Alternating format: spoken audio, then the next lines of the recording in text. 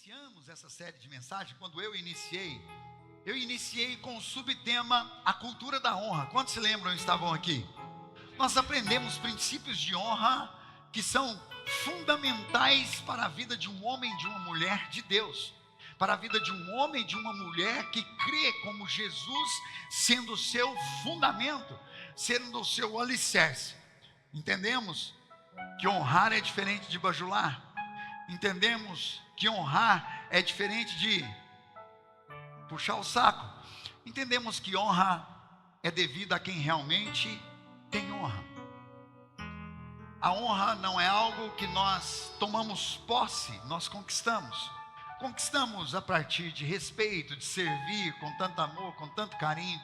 Ontem foi aniversário da Aline e da Alessandra. Parabéns, filha. A Aline, a cadeira dela hoje está vazia, mas à noite ela deve estar aí. Louvado seja Deus pela sua vida. Deixa eu dizer algo para você sobre a Alessandra. Não teve uma vez que o meu pai foi internado que ela não nos ajudou naquele hospital. Não teve uma vez que o senhor Manuel Borges esteve dentro da medicina que ela não colocou a mão e nos ajudou muitíssimo lá. Às vezes eu estava lá perdido, sem saber o que fazer, onde ir, com quem falar. De repente chegava a Alessandra: calma, pastor, estou aqui. E lá eu sempre me submeti à autoridade que ela é naquele lugar. Lá eu deixava de ser o pastor e me tornava aquele que estava sendo ajudado e cuidado por ela, uma chefe de enfermagem estupefata. Obrigado por servir naquele lugar tão tenebroso, mas com tanto amor e carinho. Amém, filha? Que o Senhor te abençoe em nome de Jesus. E honrar é isso. Eu acabei de honrar a vida da Alessandra. Honrar por aquilo que ela faz sem esforço. Honrar por aquilo que ela faz como se respirasse o ar de todos os dias. Isso é honrar. A honra não se cobra. E desde então nós viemos passando por vários princípios. Cada pastor Werley, pastor Jackson, pastor Fabrício, quem mais ministrou? A apóstola Nayara, pastor Marcelo. Cada um ministrou nessa série de mensagens uma mensagem que falou conosco. E hoje nós chegamos na parte final e vamos fechar com chave de ouro. Eu posso ouvir um amém? A igreja que Jesus sonhou já parou, pelo menos por um instante, e perguntou a si mesmo se você é a igreja que Jesus sonhou? Porque hoje nós não vamos falar da igreja prédio, nós não vamos falar desse tabernáculo, não, nós vamos falar da igreja que você é, que eu sou. A igreja do dia a dia, a igreja do cotidiano, a igreja no trabalho, a igreja fazendo caminhada, a igreja indo visitar um parente, a igreja que vai para o hospital, a igreja que sai do hospital, a igreja que vai numa viagem como o Daniel e a Taislane conhece lugares tão maravilhosos, tão lindos. Essa igreja que se movimenta todos os dias, em todos os momentos, a igreja que senta na mesa no horário de almoço para comer juntos em família. É sobre essa igreja. Você já se perguntou se você é a igreja que Jesus sonhou? Porque o alvo dele é que quando ele olhe para nós, ele nos veja como igreja. O alvo dele é quando ele olhe para nós, ele vê em nós a imagem dele refletida, que foi a mais pura e verdadeira igreja que pisou nessa terra. Ele é o fundamento da igreja. É por isso que a igreja é denominada Igreja de Jesus Cristo. Jesus virou para Pedro em um determinado momento e falou: Pedro, essa revelação, você com o humano que você é, você não pode tê-la. Eu sei que ela veio direto do meu Pai para você. Pedro teve a revelação de que Jesus era o Cristo naquele momento. Ele entendeu, ele falou: o Senhor é o Cristo, o Filho do Deus vivo. E Jesus disse: sobre esta revelação, sobre essa pedra, Pedro, eu edificarei a minha igreja. Logo, somos igreja se temos a revelação de que Jesus é o Cristo. Se eu não tenho a revelação de que Jesus é o Cristo, eu ainda não sou igreja. Eu sou um congregado, eu sou um amante, eu sou um simpatizante dos irmãos que estão aqui dentro. Ontem dentro do carro conversávamos e eu aconselhando uma pessoa, eu disse: olha, enquanto não temos a revelação, eu desisto por causa da desistência de outros. Eu desisto quando o irmão pisa no meu calo, o irmão me decepciona. Mas quando eu tenho a revelação do Cristo, irmão, o irmão pode fazer o que quiser. Ele pode pisar no meu calo, ele pode pisar no meu pé inteiro, eu não me importo. Eu sei quem é Cristo. Irmãos, se você pudesse, pelo menos por uma semana, uma semana é muita coisa, pelo menos por um dia, sentar na cadeira a qual eu sento. Quem já ouviu já assistiu aquele filme O Todo-Poderoso? Olha aí, lembra quando o Todo-Poderoso começou a ouvir as vozes que Deus ouvia, as orações, os pedidos, as reclamações, as injúrias? Lembra que ele surtou? Um apóstolo, um pastor é quase igual. Você tem que entender. Ele ouve tudo, ele ouve elogio, ele ouve gratidão, ele ouve murmuração, ele ouve reclamação, ele ouve: eu acho que não deveria ser assim. Não, eu acho que não deveria ser assim. Muito mais nós ouvimos. E nem por isso eu deixo de ser. E nem por isso eu deixo o Cristo. Por quê? Porque eu quero ser a igreja que Ele sonhou. E a igreja que Ele sonhou não é baseada em fundamentos humanos. É baseado nele, que é o fundamento geral, é o fundamento, é o alicerce. Já pensou então, se você é essa igreja? Já se perguntou se você está alcançando a realização do sonho de Jesus? Mas como seria então a igreja de Jesus? A igreja dos sonhos de Jesus? O que ele disse ou nos mostrou em minúcias de detalhes sobre essa igreja? Quais os sinais ele deixou para que nós fôssemos então esta igreja? O que Jesus nos entregou de segredos para que nós pudéssemos então manifestar a glória dele na terra? Vira para o irmão que está do seu lado, seja profético e fala: manifesta, irmão, a glória do Senhor nessa terra. Nós devemos manifestar essa glória. Então vamos comigo conhecer um pouco da igreja dos sonhos de Jesus. Porém eu gostaria muito de fazer um pedido para você agora, que você abrisse e convertesse o seu coração hoje. Você permitisse. O texto bíblico vai dizer que ele consegue transformar um coração de pedra em um coração de carne. Ele consegue transformar um coração enrijecido, duro de amarguras, em um coração que pulsa novamente o sangue.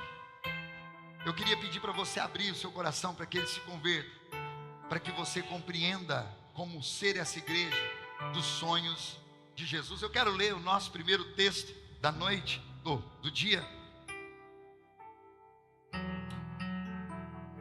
Esse texto ele é um apontamento profético muito poderoso.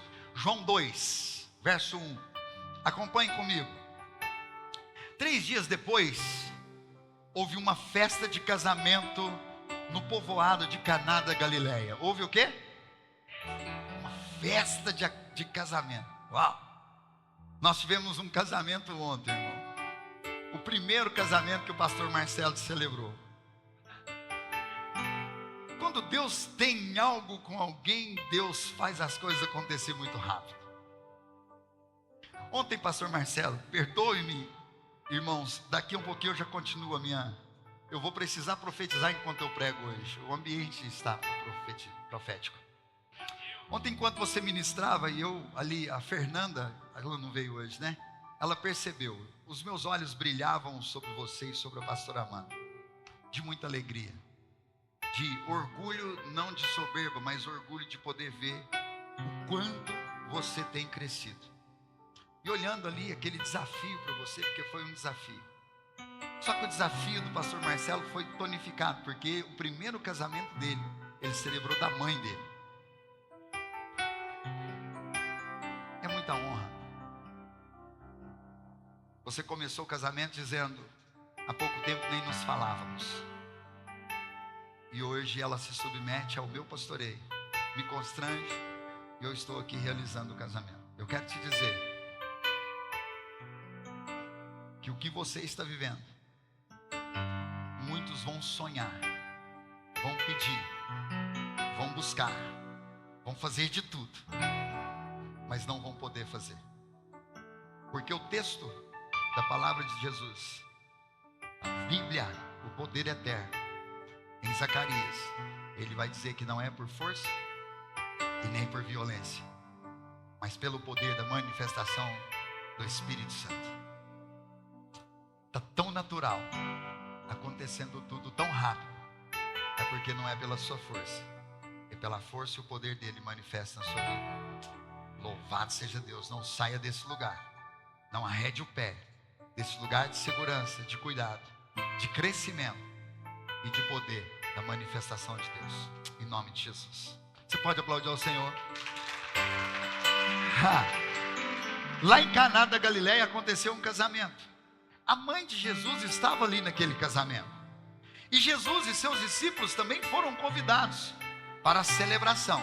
Jesus e seus discípulos foram convidados para a celebração. Durante a festa, acabou-se o vinho, e a mãe de Jesus lhe disse: eles não têm mais vinho.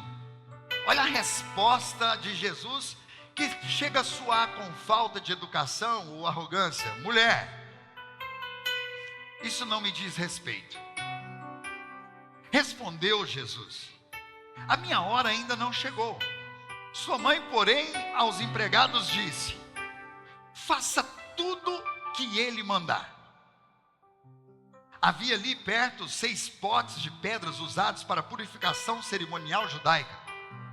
Cada um tinha capacidade de 80 a 120 litros.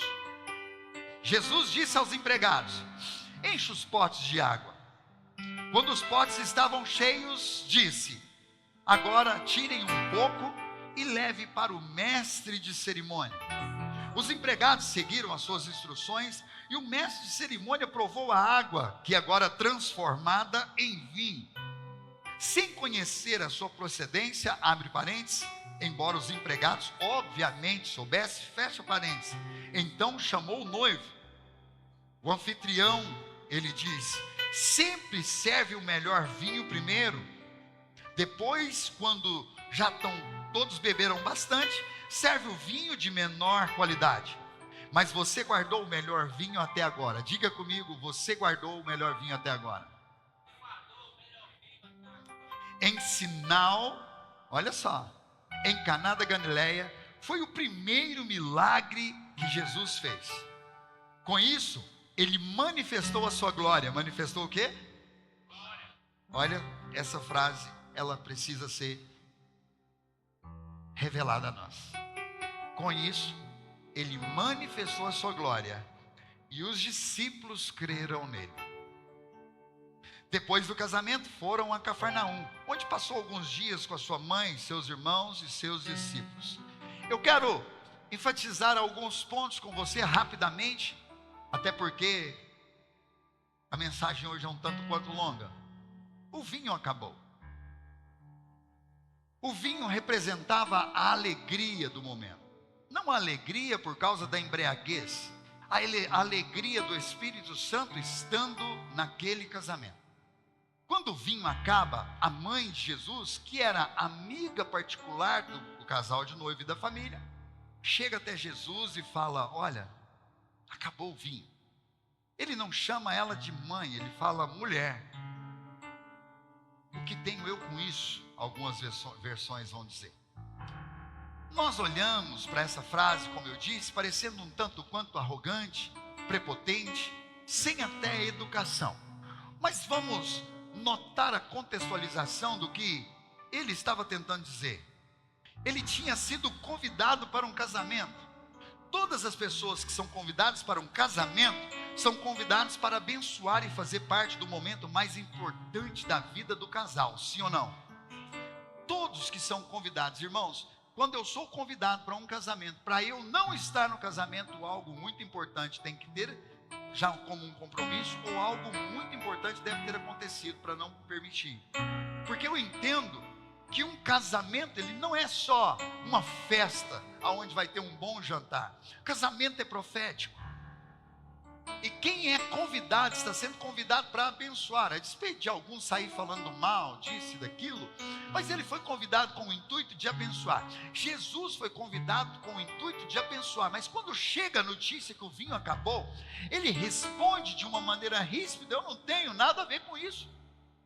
E ele continua dizendo: a minha hora ainda não chegou. A pergunta é: por que Jesus mudou de ideia?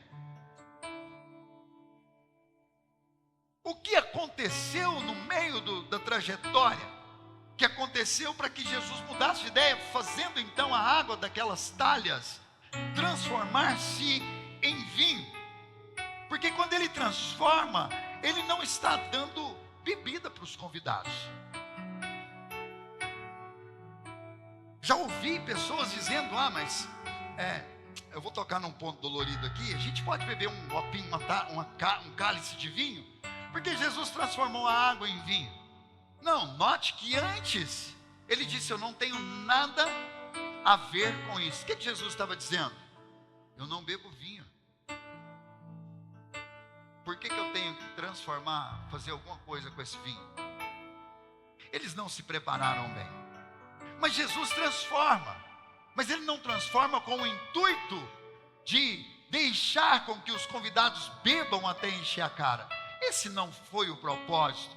Ele não fez isso. Ele estava devolvendo a alegria para uma família que ainda não tinha nem tido a notícia de que a alegria estava sendo tirada.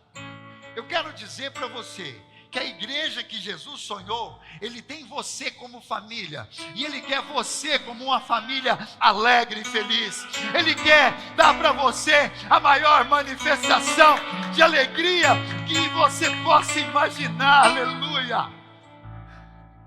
Ele não devolveu, ele não transformou o álcool, ele transformou aquilo que poderia ser um desastre em sucesso. A ênfase do texto: na igreja que Jesus sonha, ele sempre terá o melhor vinho no final. Ele sempre vai ter a melhor alegria no final. Eu não sei o que você está vivendo nesse momento, mas eu quero te dizer que esse momento não é o final. Se você não está feliz hoje, é porque não é o final. Se você não está alegre hoje, é porque não é o final. Se as coisas não estão fáceis hoje, é porque não é o final.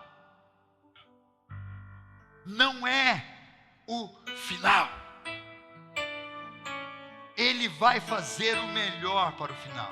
O melhor vinho ele prepara para o final. Na igreja dos sonhos de Jesus, a família e o lar devem ser abençoados e não amaldiçoados. Jesus foi convidado para abençoar. Vira para a pessoa que está do seu lado, convide Jesus para te abençoar.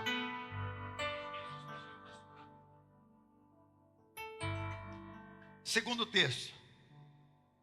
Esse aqui agora percebam que é um outro milagre de Jesus e que tem um poder muito poderoso em um apontamento profético. Mateus capítulo 14, verso 13. Logo que Jesus ouviu a notícia, partiu de barco para um lugar isolado, a fim de ficar só.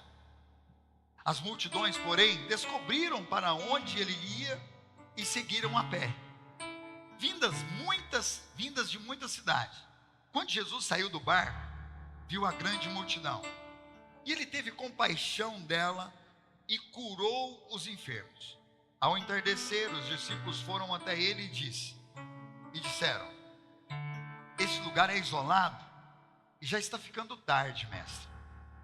Mande as multidões embora, para que possam ir aos povoados e comprar comida. Note comigo o que os discípulos estão dizendo para Jesus. O lugar é isolado, não tem nenhum mercado perto. Vamos trazer para o tempo de hoje. Não tem nenhuma conveniência perto, não tem uma padaria perto, não dá para comprar comida em nenhum lugar aqui. Eles já estão ficando com fome, despeça-os para que eles possam ir comer. Note a resposta de Jesus. Obrigado, meu filho. Não há necessidade, disse Jesus. Providenciem vocês mesmos alimentos para elas. Pronto, colocou os discípulos em xeque. Eles responderam: temos apenas 5 pães e 2 peixinhos. Jesus diz: traga para cá. Em seguida, mandou o povo assentar-se na grama. tomou os 5 pães e os 2 peixes, olhou para o céu e os abençoou. O que Jesus fez com os alimentos? O que Jesus fez com o alimento? Todas as vezes. Segura aí, porque o rajado vai ser forte. Que você come, sem abençoar a comida que você está comendo uma comida do capiroto. Apóstolo, mas é da minha casa, foi eu que fiz. Quem que fabricou? Conhece a empresa que fabricou? Conhece qual foi a consagração feita para que a colheita fosse transbordante? Apóstolo, não conheço. Na dúvida, ore por sua comida, irmão. Faça como Jesus, abençoe ela antes. Minha esposa e eu temos viajado muito em várias cidades, com várias igrejas diferentes. E uma coisa que tem nos escandalizado é que nós temos encontrado pastores que não oram pela comida, não agradecem nada. Nós temos encontrado pastores que parecem daquele texto de Coríntios sobre a ceia, veio só para comer, encher a barriga. Senta num lugar onde o sertanejo, a sofrência está tocando no 12. Está cheio de gente bebendo tudo enquanto é tipo de bebida alcoólica. A comida chega e já vai parecendo um porcão velho. Desculpa a expressão, pelo amor de Deus, irmão, faz isso não. Faça como Jesus, Ele é o nosso maior exemplo. Ele abençoou, e por ter abençoado, note o que aconteceu. Então partiu os pães em pedaços e entregou aos discípulos, que distribuíram para a multidão. Todos comeram à vontade, e os discípulos recolheram 12 cestos que sobraram. Os que comeram foram cerca de 5.000 homens, sem contar mulheres e crianças. Note o quanto isso foi poderoso. Ele transformou 5 pães e 2 peixes para a alimentação de 5.000 pessoas. Na igreja dos sonhos de Jesus, não existe fome. Apocalipse capítulo 5, se não me é errado o endereço, vai dizer que lá não haverá choro, não haverá ranger de dentes, não haverá fome nem sede. Entenda, a fome que Jesus alimentou ali foi a fome natural. Foi, irmãos? Quem que enche a barriga com um pedacinho de pão e um pedacinho de peixe? Quem? Não, Jesus não estava alimentando naturalmente aquelas pessoas, Ele estava alimentando espiritualmente. Era uma alimentação espiritual. E o que Ele disse para os discípulos me chama muita atenção, porque os discípulos queriam despedir a multidão de pessoas, porque o povo ia ficar com fome. E Ele disse: não há necessidade, alimente eles vocês mesmos. Os discípulos não tinham o que oferecer.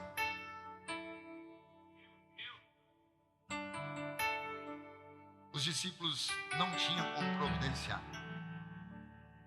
Agora, sabe o que eu percebo aqui, queridos? Com muito amor, com muito carinho. Quantas pessoas estão com fome da palavra? E nós, discípulos de Jesus, não temos a palavra para alimentá-los. Conversava essa semana com o pastor Marcelo. Irmãos, eu e o pastor Marcelo, a gente fala de Bíblia, mas ele fala mais de Bíblia que a minha esposa ainda. E nós conversávamos, e nós chegamos em um denominador comum, de por que as nossas células estão esvaziando às vezes. Algumas, eu não vou generalizar não, mas algumas células estão esvaziando. Perceberam? E as pessoas que não estão na célula também não estão aqui. Perceberam? Sim ou não? Alguns mudam de células, graças a Deus por isso. Mas uma grande maioria não fica nem na célula nem na igreja. E isso vem tirando a nossa paz. E nessa conversa, depois que ele fez uma visita, nessa conversa nós entendemos que as pessoas estão indo para a célula com fome e não estão sendo alimentadas, porque nós estamos tendo líderes desembibliados, palavra difícil, desembibliados. Líderes que não leem a palavra. Líderes que não ruminam a palavra. Líderes que quando a ovelha chega para pedir um conselho, dá um conselho de si mesmo. Abre a boca cheia de orgulho para dizer: quando eu passei por isso, eu fiz isso. Quando ele deveria responder: a Bíblia diz assim. A Bíblia nos aponta assim. Nós devemos fazer como a palavra nos diz. E não como eu, irmãos, compartilhar a nossa vida de sucesso é muito bom. Mas não vai valer de nada se não tiver baseado o sucesso na palavra. Líderes desembibliados estão perdendo pessoa. As pessoas estão indo embora porque ela chega para você e te pede um conselho e você não tem. Ela te pergunta uma dúvida e você não sabe. Aí quando chega, sabe o que o líder está falando? Não, eu vou, fala com o pastor lá. Aí ele pega a autoridade que o pastor entregou para ele como líder e devolve para o pastor. E aí a ovelha fica viciada no pastor e já não quer mais saber do líder. Aí o líder fica sofrido. Aí o líder fica triste. Ah, o fulano não quer mais falar comigo, não me pergunta mais nada. É porque você não tem nada para oferecer, abençoado. Você não multiplicou os pães e os peixes. Na igreja do sonho de Jesus, nós somos a palavra. Nós devemos ser o verbo andante. Ele disse: aprendam de mim, que sou manso e humilde de coração, e tomem sobre vós o meu jugo, que é leve e é suave.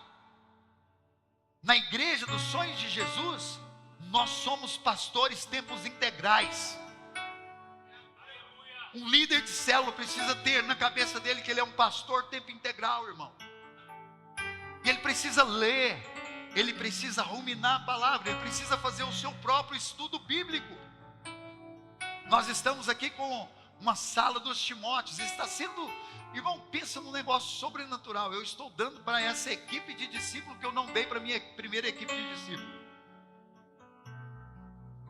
Os primeiros foi forjado na forja ali no fogo mesmo. Agora nós podemos forjar melhor os novos. Mas para essa equipe de discípulos Timóteos, eles estão comendo o néctar da palavra. O melhor, eu estou ensinando eles a ruminar a palavra. Por quê? Porque eu quero uma geração de líderes que tem a palavra na boca. Eu quero uma geração de líderes que sabe e vive o que está escrito na Bíblia. Glorifica a Deus aí pela sua vida aí, em nome de Jesus. Os discípulos disseram: despeça-os, providenciem vocês mesmos. Mestre, nós não temos. Jesus acabou de entender, eles não estão prontos ainda. Eles não conseguem multiplicar o que eles têm. Células que não multiplicam, pastor, porque você não está multiplicando o que tem. O Senhor confiou pessoas a você e você não está cuidando bem delas. E existe uma grande incongruência que precisa cair por terra. Quando nós usamos a expressão cuidando bem delas, não estamos falando só de dar atenção, de mandar mensagem de bom dia. Não, nós estamos falando sobre ensinar a palavra.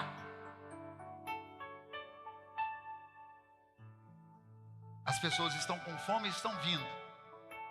Mas você já imaginou, irmão, se você chegar num restaurante com fome e não tiver comida, o que você faz? Quem já viveu isso? Eu já. A gente não muda de restaurante.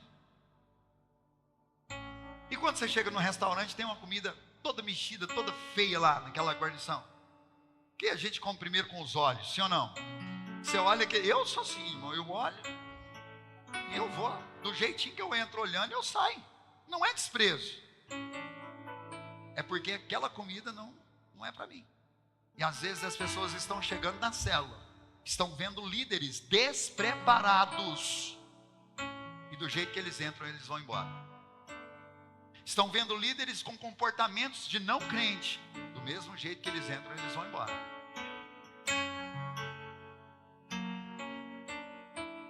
A igreja que Jesus sonhou, tem líderes que amam a palavra. Tem pastores que amam a palavra, que amam ler, que amam ruminar a palavra. Eu posso ouvir um amém?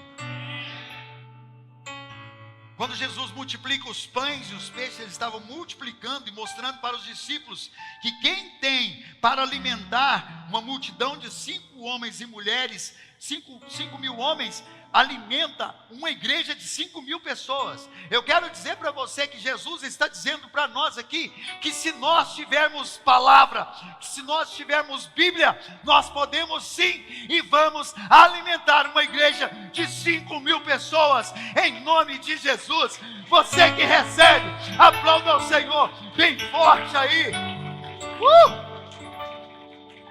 João capítulo 15, verso 12.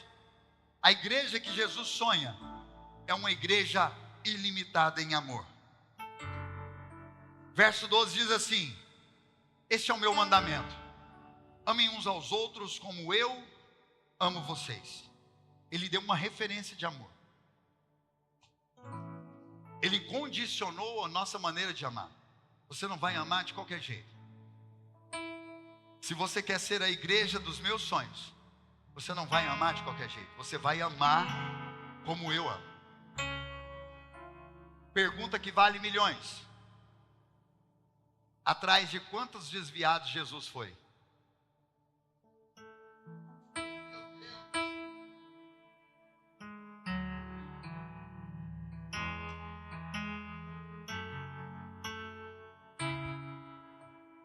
Repete comigo: nenhum. Os desviados foram até ele.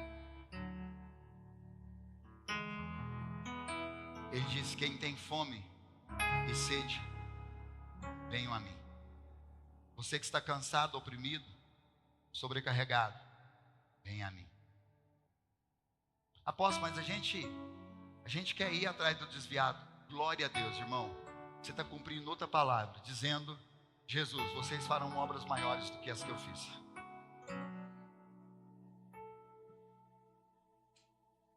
Mas entenda, para você ir atrás de um desviado, você tem que ter Bíblia. Porque desviado tem Bíblia. E ele tem Bíblia manipulada ao favor dele. Então, se você não tiver alicerçado na palavra, eu vou usar um termo aqui, até cômico: não entra sem a ajuda de um profissional, não, e vai dar ruim. Manifestar o amor como eu os amei. Jesus está dizendo: do jeito que eu amei, ame. Jesus, irmão, ele veio para a ovelha perdida da casa de Israel. Ele veio para a ovelha que se perdeu, ele não veio para a ovelha que se desviou. Nós precisamos pegar o texto bíblico e lê-lo, e ter uma boa exegese.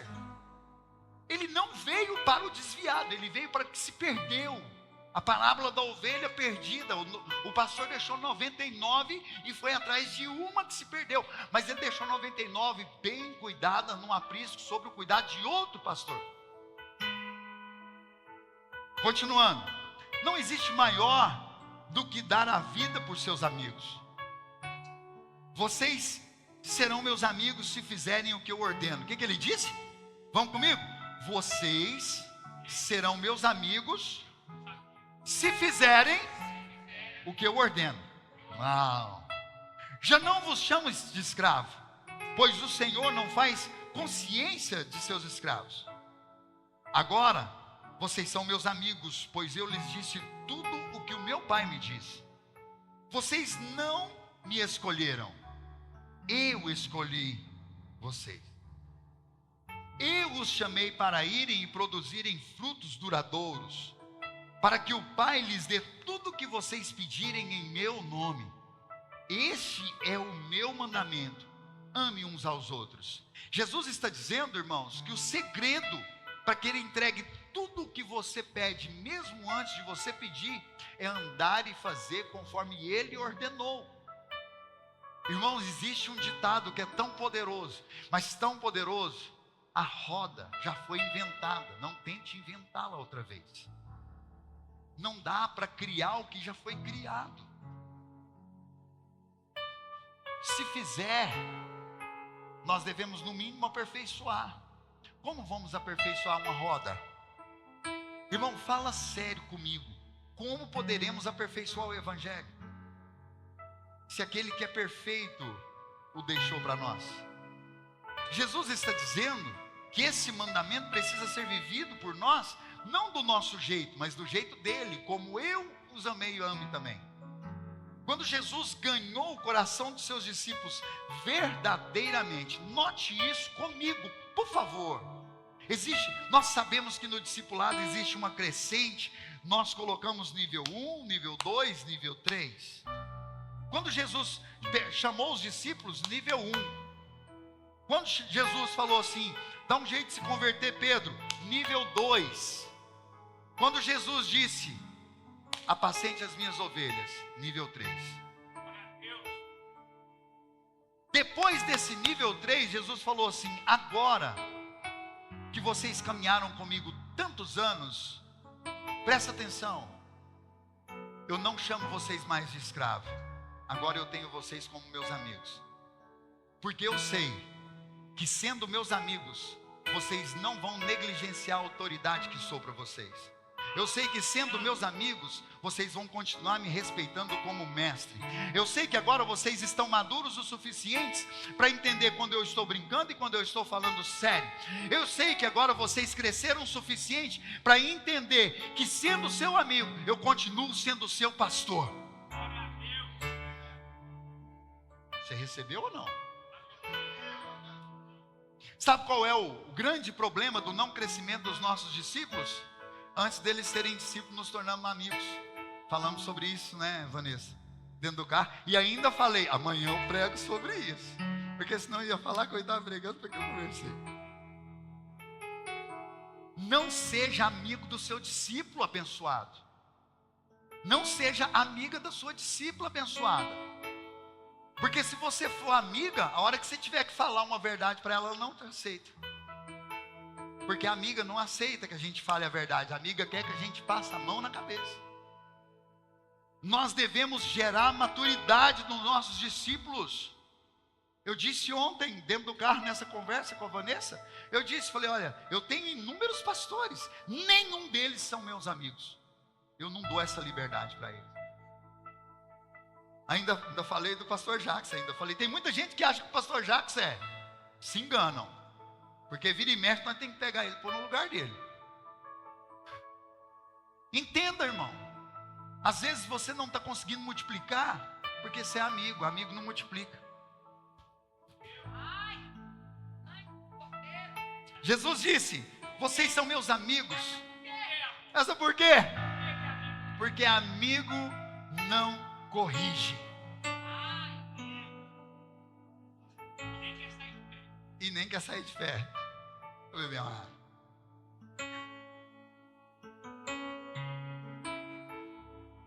Jesus disse no texto, vocês serão meus amigos se fizerem o que eu ordeno.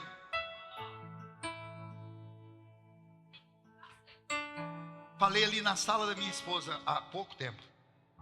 Perguntei para ela assim, meu amor, cadê o membro X do louvor? Ela falou, não vai poder estar, tal. E o outro membro? Não vai poder estar, disso, daquilo. E eu não sabia. Fui pego de surpresa hoje cedo. Aí eu entro em crise, né? Eu já subo para o ensaio meio fechado. Porque o negócio vai ficar diferente. Mas graças a Deus o Senhor, Mas eu falei para ela, olha, eu estou querendo pegar para mim o ensinamento do profeta Arno. Vou contar para você que o profeta Arno fez aqui sem que ninguém soubesse. Eu coloquei ele junto com o profeta Fagner no quarto, um quarto só. Perguntei para ele antes, falei, querido, posso te colocar num quarto duplo com outro preleitor? Para minimizar aqui as nossas despesas? Pode, apóstolo, não tem problema. Só que ele imaginou que ele ia ficar com o César, com o Michel, que ele já conhece, já tem uma estrada. O profeta Arno, eles não se conheciam, eu apresentei eles. E aí quando chegou no hotel, que o profeta Arno foi receber, ele me olhou com aquele olhar de pergunta, o que você está fazendo? Mas eu não quis responder mesmo entendendo, porque senão ia bagunçar ali, né? E ele, com muito cordial, ficou. Quando fizeram o desafio da oferta, quantos estavam aqui no desafio da oferta, irmão? Glória a Deus. O profeta Arnold veio aqui em mim, eu vi meu tempo, acabou já. E o profeta estava sentado ali brincando com uma criança que eu não me lembro quem. Ele chegou em mim e falou assim: o seu convidado não vai vir ofertar? Eu nem tinha percebido. Aí eu olhei, falei, uai. Aí ele falou assim, ó: se ele não fizer a oferta, o senhor me troca de quarto agora. Eu falei, por quê? Ele falou, como que eu vou dormir no mesmo quarto de um infiel? A infidelidade dele vai tirar a pureza do Senhor em mim. Aqui, irmão, em cima do altar. Você viu? Eu falei, profeta, vem cá. Muito discreto. Falei, você não vai subir não? Poxa, eu não tenho. Eu falei, não importa. Sobe e faz a oferta. Paga R$1 por dia. Mas sobe, porque senão eu vou ter que trocar o profeta de quarto, que não vai ficar junto com você. Aí ele subiu. Pergunta que vale milhões. Ele está ofertando? Aí o pastor Fabiano virou para mim outro dia, semana retrasada: apóstolo, quer trazer o profeta? Eu falei, senhor, você vai levar? Não. Apóstolo, não vai levar. Eu vou te passar outros pastores que você pode levar de confiança. Esse você não vai levar não, por enquanto não. E eu estou querendo, pastor Marcelo, justamente isso. Eu não quero que fique sentado na minha mesa um infiel. Eu já estou no dízimo e oferta, amém? Não quero dar um lugar na minha mesa para alguém que não é fiel. E nem quero sentar na mesa de um infiel. Receba com muito amor e carinho, amém, irmão? Não estou falando que eu não vou sentar na mesa de um infiel novo convertido, não é isso. Eu estou falando que eu não vou sentar na mesa de um líder infiel, de um pastor infiel. Agora, de uma ovelha que chegou agora, de um membro de célula, vai ser um prazer eu sentar lá, porque eu quero te ensinar sobre o princípio de fidelidade e tantos outros princípios. Estão me compreendendo? A Bíblia vai dizer que Deus nunca vai julgar o nosso tempo de ignorância. Quando eu não sou dizimista, por não ter compreensão, por não ter revelação da palavra, por não ter tempo de convivência, por não ter vivido o cristianismo ainda, Ele não me cobra, jamais. Até porque o dízimo não pode ser uma cobrança, é uma mordomia nossa, é um privilégio nosso. Mas a partir do momento que eu tenho a revelação da verdade, eu a conheço, irmãos, aí Ele me cobra. Aí Ele solta o cachorrão do devorador, aí Ele deixa o pau cair a folha. E é sobre esse grupo de pessoas. Eu fui subindo no altar hoje e falei, Senhor, guarda a minha vida, a minha casa e a minha família. Apóstolo da igreja, do igreja do Senhor, sim. Sim. Não oferta ainda, não põe pix, só fica aí que agora eu vou completar. Eu quero dar uma continuidade aqui. Então, depois que a gente pratica todas as ordens de Jesus, inclusive o dízimo e a oferta, Ele nos chama de amigos. Eu não te chamo mais de escravo ou de servo, eu te chamo de amigo. A igreja do sonho de Jesus é que nós sejamos todos amigos dele. É que nós sejamos realmente igreja. Atos capítulo 2, verso 41. Eu continuo no dízimo e oferta, mas no meio da palavra, amém? Você vai recebendo aí. O livro de Atos dos Apóstolos mostra a igreja do sonho de Jesus na íntegra. E essa igreja, ela também deve ser a nossa igreja, a igreja a qual nós somos e pertencemos. Atos capítulo 2, verso 41 diz assim, ó: e os que acreditavam na palavra de Pedro foram batizados. E naquele dia houve um acréscimo de cerca de 3.000 pessoas, irmãos. Pedro pregou, 3.000 pessoas creram receberam, converteram e foram batizados. Que loucura! Quanto eu não daria para estar lá para vendo essa palavra, para estar vendo essa palavra, assistindo, recebendo.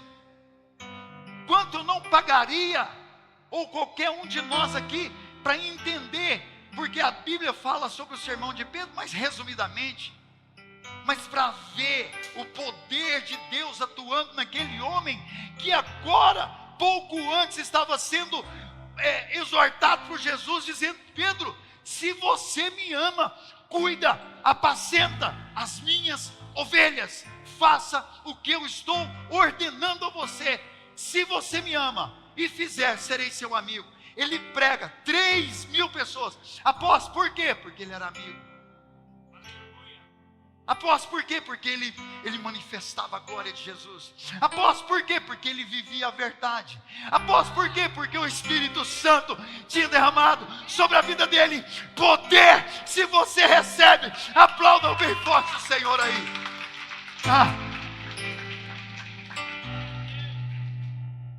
Todos se dedicavam de coração nos ensinos dos apóstolos, na comunhão, no partir do pão e nas orações. Havia em todos eles um profundo temor, e os apóstolos realizavam muitos sinais, maravilhas. Os que criam se reuniam num só lugar e compartilhavam tudo que possuíam, vendiam as suas propriedades e bens, repartiam o dinheiro devido à necessidade de cada pessoa. Adoravam juntos no templo diariamente, reuniam-se em lares para comer e partir o pão com grande alegria e generosidade, sempre louvando a Deus e desfrutando da simpatia do povo. E a cada dia o Senhor ia acrescentando aqueles que iam sendo salvos. A igreja dos sonhos de Jesus é uma família. A igreja do sonho de Jesus é unida, entrelaçada, através de aliança no sangue de Jesus.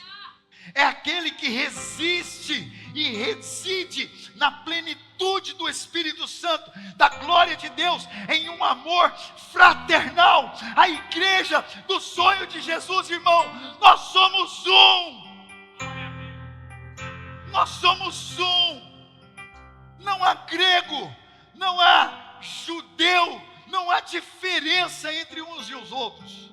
Na igreja do sonho de Jesus é um lugar de refúgio, onde abriga o aflito, o deprimido, o frustrado e o perdido. A igreja do sonho de Jesus é um ambiente de amor fraternal que encontra aceitação, esperança, perdão, direção, encorajamento, a caverna de Adulão. Essa é a igreja do sonho de Jesus. A igreja do sonho de Jesus é um lugar aglutinador de diferentes pessoas. É um lugar onde aglomera pessoas completamente diferentes umas das outras. Onde a barreira do preconceito ou preconceituais não existem. É um lugar onde não tem raça. É um lugar sem preconceito racial, social, intelectual. Não são quebrados, esses preconceitos são quebrados aqui, onde o preto e o branco, homem, mulher, criança, jovem, adulto, rico, pobre, intelectual, analfabeto, todos vivem juntos, se amam e se respeitam e louvam ao Deus que é o Pai e o Criador e Salvador de todos nós.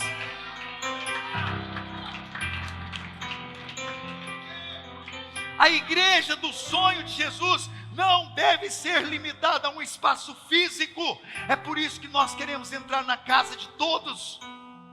É por isso que eu quero ter uma célula na casa da senhora. Eu quero multiplicar a Maranata na casa da senhora. Se a senhora falar que recebe uma célula lá, nós vamos multiplicar agora em dezembro uma célula na casa da senhora. Recebe? Aplauda ao Senhor aí, igreja. Sabe por quê? Porque uma pessoa como a senhora e a família da senhora sabe o que é gratidão. Vocês vivem em 2 Pedro capítulo 2, verso 9.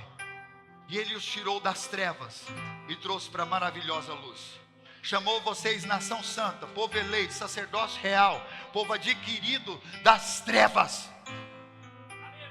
E esse grupo de pessoas que tem gratidão pelo que Jesus está fazendo, fez e está fazendo, atrai outras pessoas.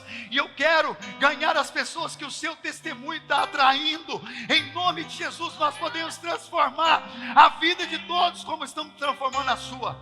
Aleluia. Essa é a igreja do sonho de Jesus.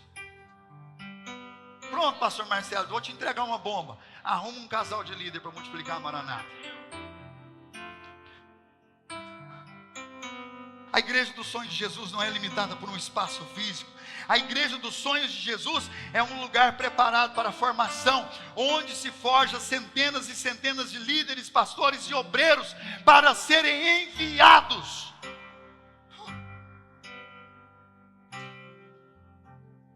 Eu quero enviar você, irmão. Vem cá, olha que louco, meu Deus, por que o tempo está curto hoje? Por que o Rodrigo viaja tanto se ele é só um eletricista de máquina pesada? Já se perguntou, Rodrigo? Mas melhor ainda, por que agora ele está levando a Aline, a Daiane? Ah não, apóstolo, é porque nós conversamos e ela quer ficar mais perto de mim, eu estou viajando muito. Para, irmão, isso é o que a gente pensa. O Senhor já entregou um território para esse casal. Já entregou um distrito. Rodrigo, recebe aí. Sabe aquele pensamento seu? Sabe aquele pensamento seu que eu não tenho o dom que ela tem? Sabe aquele pensamento seu que eu não consigo pregar como ela? Sabe aquele pensamento seu que não, eu estou ajudando ela a crescer? Ei, o Senhor está te dizendo hoje que Ele está colocando na tua boca, debaixo da tua língua, o mel da palavra. Ele está te dando o discernimento, a ciência da palavra, a revelação. Deus não se explica, Ele se revela, e Ele está se revelando a você hoje, porque Ele tem um distrito para você e a sua casa.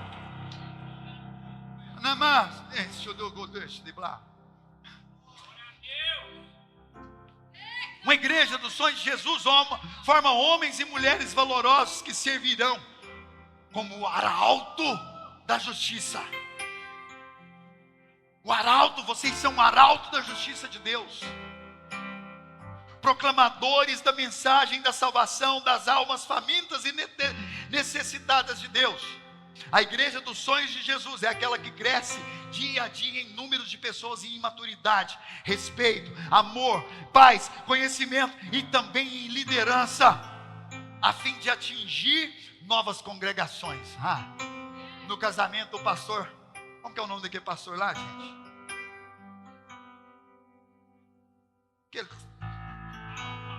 Adão, pastor Adão, estou indo embora no portão, ele pegou no meu braço, me puxou assim e falou: pastor? Falei: sim. Então a palavra vai te entregar. Eu falei: fala. Nós jejuando, irmão, buscando uma resposta de Deus, provisão, uma guerra que não acaba mais. O pastor pegou no meu braço e falou assim: olha, Deus está te entregando uma congregação. Deus vai te dar mais um núcleo. Ele usou essa palavra: Deus vai te dar mais um núcleo. Porque o Senhor tentou abrir um núcleo e tentaram parar, mas o Senhor vai te dar o núcleo daqueles que desistiram. E eu olhando desse tamanho, irmão, o pastor. E eu olhando assim, meu olho foi enchendo d'água. Ele falou: e tem mais. Ele falou: deixa, e tem mais. O Senhor vai te dar nova revelação da palavra. Ele vai te dar esboços, porque aonde o Senhor vai é muito grande. Irmão, tem 3, 4 meses que nós estamos tentando trocar de carro. Ele virou e falou assim: no seu coração, Deus está me mostrando que vai te dar um carro 2025. O Senhor vai trocar de carro e o carro é grande. E eu falei: meu Deus do céu, Ele está vendo até o tamanho dos carros que nós estamos olhando. Ele falou assim: ó, a afronta está muito grande. Desse jeito, irmão, a afronta está sendo muito grande, inclusive aqui, ele disse: mas o Senhor é que te chamou, você não foi ungido por homens, o Senhor te chamou, te atraiu e te deu um cajado de autoridade, então creia e avance. Irmão, Você não está entendendo o que é Deus usar um pastor desse tamanho aqui para te entregar tudo aquilo que você tem orado, pedido de resposta, sem nunca nem ter me visto. Eu nem sabia que ele era pastor, fiquei sabendo na hora que chamou para orar pelo casal. Que loucura que foi aquilo. Vamos lá, preciso terminar. Atos capítulo 4. Vamos comigo? Agora eu estou no fim. José, a quem os apóstolos deram o nome Barnabé. Qual que era o nome? É 4,36, tá? Acho que eu não falei o versículo. Que significa filho do encorajamento. Encorajamento. Olha o que significa Barnabé. Eles tiraram o nome de José. Falou, não, José não define você. Você vai chamar Barnabé, porque você é filho do encorajamento. Era da tribo de Levi e tinha nascido na ilha de Chipre. Ele vendeu um campo que possuía e entregou o dinheiro aos apóstolos. Espera aqui. Esse Barnabé vendeu um campo. Fala comigo, vendeu um campo. Entregou para os apóstolos. Lá em Atos capítulo 4, irmão. E o que é que a igreja fazia? Vendiam as suas propriedades e repartiam, entregando na mão dos apóstolos, que conheciam a necessidade de cada um, e eles iam fazendo. Agora vamos lá. Que Barnabé doido, o que Barnabé tinha para fazer para Deus, se não ofertar?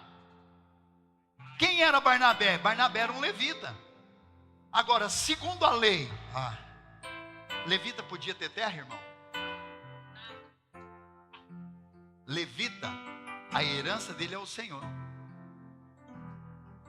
E aí Barnabé está na mão com um campo, não era um terreno, não era um lote, como diz os goianos. Era um campo, era uma área. E o que ele podia fazer então nesse momento? Ele ofertou o campo. Ele deu um campo. Porque segundo a lei ele não podia ter, senão ele perdia a herança maior que é Deus. Olha, deixa eu te dizer algo. Às vezes você está trocando a herança que o Senhor é para você, por causa de uma propriedade, de um bem.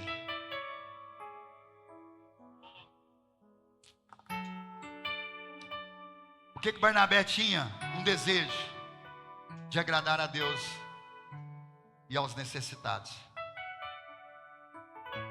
Barnabé tinha uma fé, confiança em Deus, que Deus ia o suprir. Barnabé tinha uma vida e um coração ardente para colocar-se no altar do Senhor. O que Deus pode fazer quando um homem se entrega de coração assim a Ele? O que Deus faz na vida de uma pessoa que se entrega como Barnabé se entregou? Barnabé se tornou um grande discipulador. Discipulou Paulo, em Atos 9, 27 você vai ver. Ele discipulou João Marcos. O apóstolo Marcos foi discipulado por Barnabé. Em Atos capítulo 15, 39 você vê. Ele discipulou inúmeros outros que não foram registrados. Barnabé, o grande desbravador, Atos 11, 22, Deus confiou a obra missionária a Barnabé. Foi chamado para solidificar a obra de plantação de igreja, irmão. Após porque ele ofertou um terreno? Não, porque ele decidiu ser amigo de Deus.